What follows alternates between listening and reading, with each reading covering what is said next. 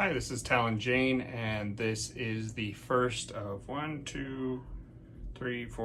different videos so far on beyond the assignments for SDI. And in this video, we're going to talk about whether or not going to SDI or attending SDI is worth it.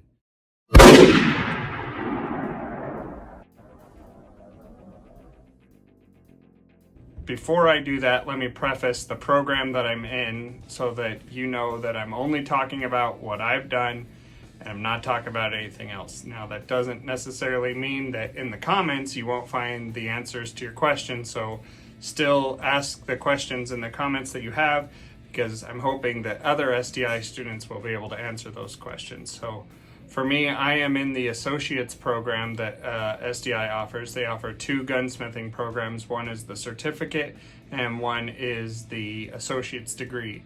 So one is the certificate of gunsmithing, and then there's the associate's degree of firearm science. Now, the biggest difference between the 2 programs, besides a couple classes we'll talk about in a minute, is the core classes. So like your math, your English, your science, stuff like that.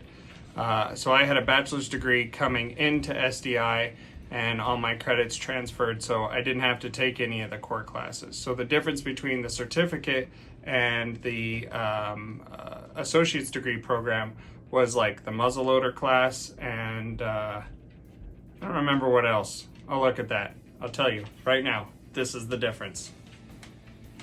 Okay, so to me, taking just a couple more classes to get the associate's degree was totally worth it. So that's what I'm doing. When I speak on this, I'm not talking about the core classes. I'm not talking about the math, the English, the science. So if you're doing the associate's degree and you have to take those, I can't talk about those because I didn't take them.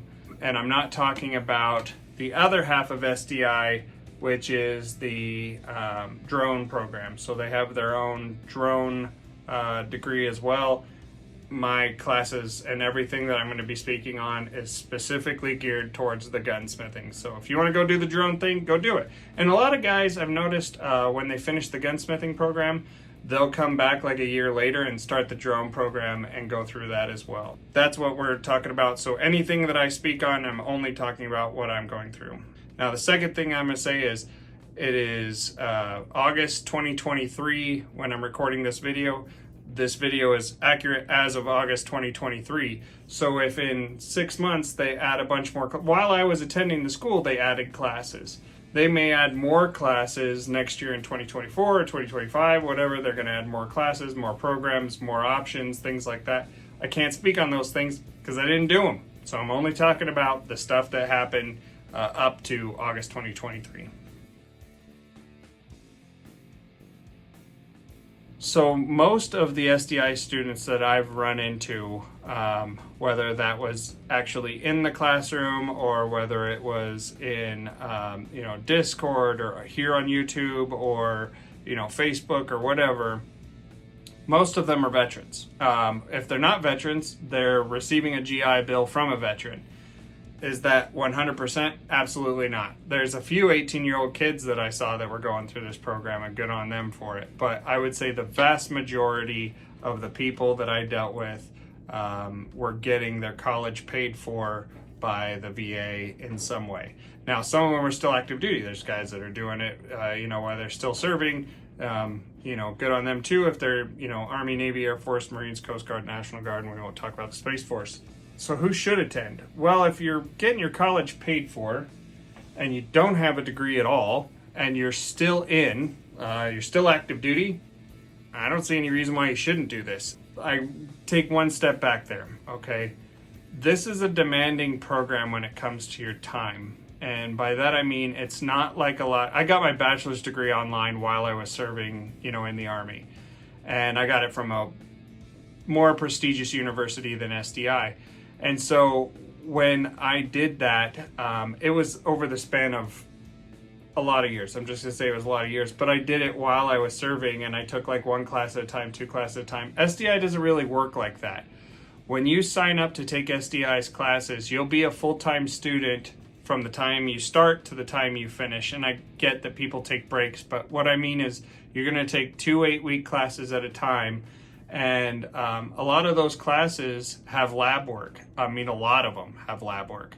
And so when you have that many classes with lab work, if you're a single soldier living in the barracks, or a single airman living in a hotel or wherever you guys live, or you're a single sailor living on a ship, this isn't going to work for you because you don't have a shop, you don't have the tools, you don't have, and am I saying it's impossible? No, people do it in little tiny apartments. I have a lot of friends that are doing it in little apartments, but it makes it way hard.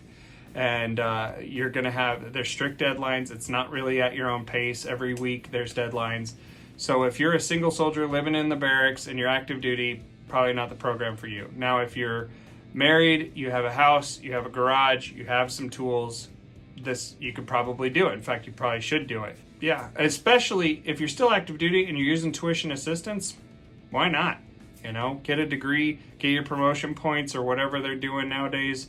It's not that hard. It's 2 classes at a time, and you can make it happen. Like I said, it's just difficult because of the lab work. If you have a limited space, if you've got a roommate and you're in a barracks and you don't have tools and all that other stuff, it would be near impossible. Not to mention the fact, I didn't even think about this, not to mention the fact you got to be working with guns constantly, and you probably shouldn't have guns in your barracks or your dorm or your hotel if you're Air Force, or your ship, or wherever, Marines, mud hole you're in or whatever. So now I know I just said, if you're getting your college paid for and everything else, look, if you just got out of the military and you have your GI Bill and you're ready to attend college, why would you go to SDI? Okay, now again, you're single, you don't have a job, you don't have anything going on, whatever, and you want to be a gunsmith. Go to another school. I'm not going to name other schools because this is specifically about SDI, but there are brick and mortar gunsmithing schools that have a slightly better reputation than SDI. SDI is I have a full-time job, right? I have a wife. I have 2 kids. I have a little mini farm with pigs and chickens, and I have a lot going on in my life, and I wanted to attend a school like this and kind of start a side job doing this. Doing online was really my only option. I didn't have the ability to just quit my job, move to Colorado or Pennsylvania or something like that to attend one of these brick and mortar schools. If you do have that ability, you're living with your mom, or you're freaking 18, 19 years old and you're taking your dad's GI Bill, move to one of those places. Go attend a brick and mortar school, go to Pennsylvania, go to Colorado, go to wherever it is, and attend the brick and mortar school.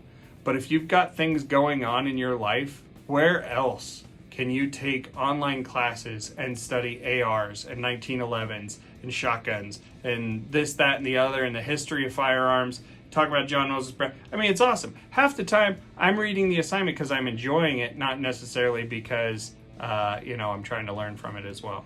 So there are people I saw that aren't using the GI Bill. They're using, some other form of tuition assistance. But I think if you're going to spend your money, if you're going to spend $20-something thousand on your education, you should probably invest in machining courses or one of these other gunsmith schools.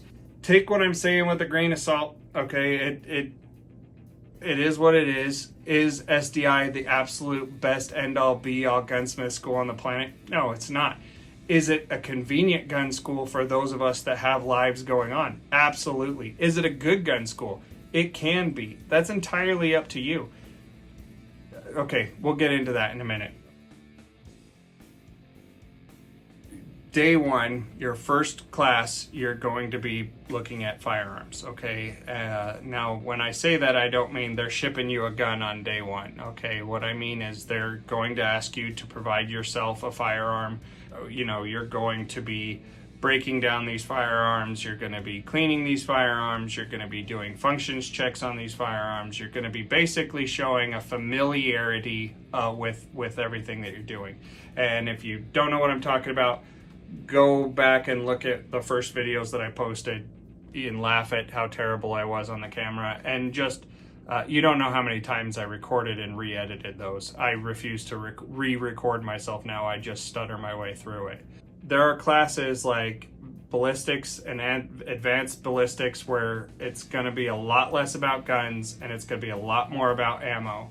And I'm not going to give you my opinion on the individual classes, okay? There were classes that I did not find enjoyable. I didn't, look forward to studying the material, and I, didn't necessarily agree with some of the things I was reading. But I noticed that other students that were in those same classes were like, this is the best class I've been in so far, or whatever, and I'm learning so much. At the same time, there were classes that I didn't think I was going to enjoy that I really, really enjoyed. Sports management? That one, I don't think that's the name of it, but whatever that class is, that one I really enjoyed. It happened to line up perfectly with when I was starting my business. That class was what I was going through, and I was basically, in real life, 1 week ahead of the class, and I was kind of like, oh yeah, that's exactly how it went, and it was really helpful as I was going through the program. So other classes start out really great, and they kind of die off, or they start off kind of dead, and they really ramp up. Some classes that you don't think are going to be a challenge are super challenging, especially with the lab work. I will have attended this school for about 1 year from the time I started to the time I stopped, with 2 classes at a time, running the entire time, and a 2-week break in all of that. And there was a week break in, I think it was like early spring, and then a break like right at the beginning of summer or something like that. It would be impossible to learn everything about gunsmithing in that period of time while working. Now, if I was at a brick and mortar school, going from 8 to 5, studying hands-on with an instructor and everything, that might be true, but I'm not doing that, okay? I'm doing this at the same time I'm living my life outside of this, okay? You are going to learn more about how to learn to be a gunsmith. And I know that doesn't sound as appealing. You're gonna learn how to diagnose the problems with a firearm. You're going to learn what to look for when doing, a functions check as you're going through a firearm. When a malfunction happens, you're going to kind of understand what type of malfunction that is, what area of the firearm you need to look at, and you're going to have done the research repetitively through the classes that's going to assist you in the future when you're moving forward and you have an actual customer's firearm sitting there in front of you, and you're going through and doing that exact same research to figure out the answers.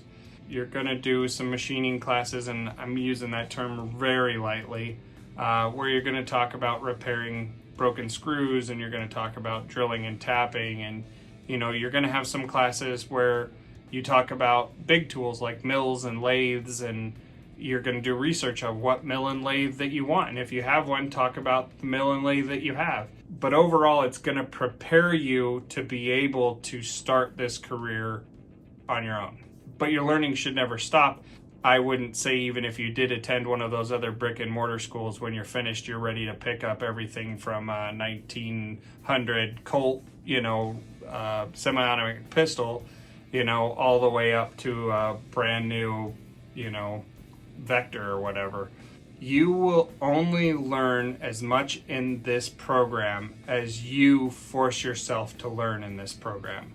I mean, you could totally fake the funk, see your way through this entire degree, end up at the end, not know anything, and blame SDI for your lack of knowledge in gunsmithing and say, all they did was collect my GI Bill and gave me an associate's degree that's not worth a job at, Sportsman's Warehouse, behind the gun counter, which isn't true. You could probably totally walk into that job with this degree. But if you half-ass every class, if you half-ass every assignment, if you're Googling the answers to tests and I swear, I saw someone doing a discussion board, and the first line of the discussion board said, "This is an AI-generated response to reloading." And it was like, this guy's literally copying and pasting from, ChatGPT or one of those other programs, putting it in there, and, what does he expect to learn from that?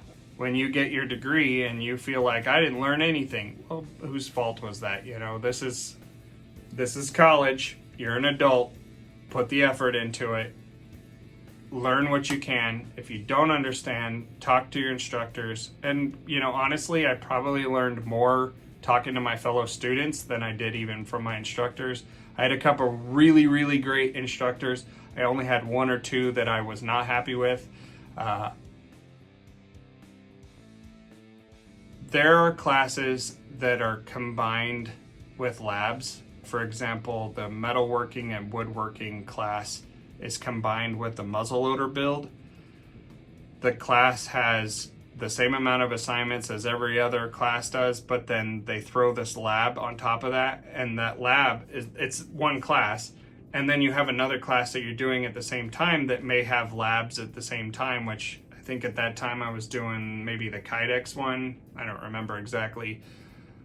That's a lot to film and edit and post and do the assignments and the discussion boards and the replies and get this, and it's a lot to do in a week. So when you start this program, you're committing to however long the program's going to end up taking you with very little breaks. If you're planning on living out of your RV for the summer, this is probably not the program for you. If you're deploying, probably not the program for you. If you're attending a NCOES school, if you're Army or whatever, probably not the program for you.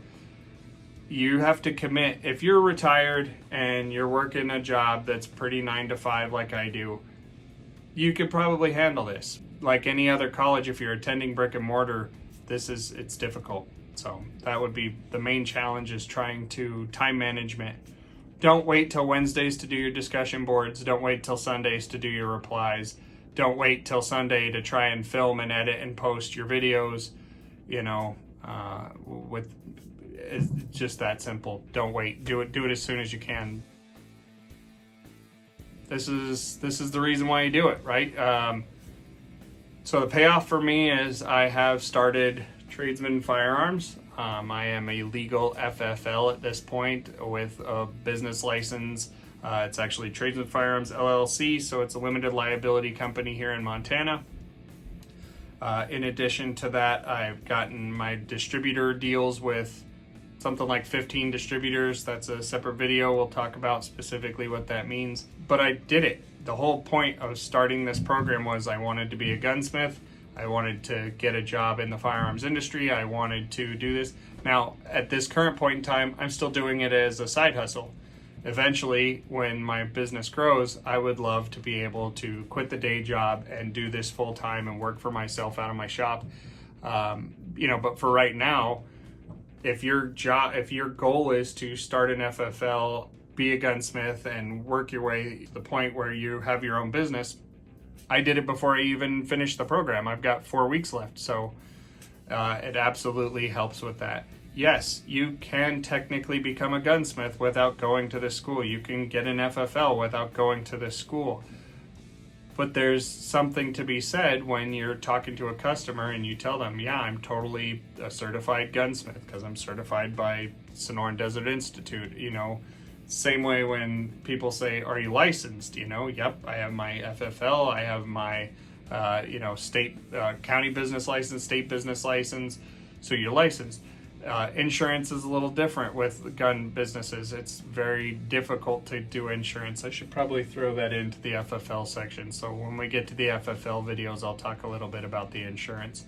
I know when I did my interview with the ATF agent for the FFL, one of the questions that they talk about is your intentions and whether or not you're really going to run a business, or if this is your attempt to try and get deals on firearms or whatever. Attending SDI, they kind of just look the other way because they're like, why would you spend $20,000 to be able to get $100 off a pistol? Is SDI worth it? That depends on you, 100%. I see guys in the forums and I see guys on Facebook complaining all the time that they didn't get anything out of SDI. I am the exact opposite. I've got a fully functioning business, a wealth of knowledge in my head, and I'm not, by far, there are people that are way smarter than me. But luckily, I've been connecting with them, which we'll do a video on connecting with the other SDI students through your Discords, your Facebooks, your YouTube, your however you're doing it, to talk to these people. So the next video I'm going to do after this is the tools and gear you should buy before attending SDI, and what you should have, what would be nice to have. I'll tell you what you absolutely need to buy and what you probably should get before you get started. So with that being said, I hope this video was helpful. It was probably boring just listening to me talk, but if you're thinking about this, hopefully it helped. All right, thanks a lot. Bye.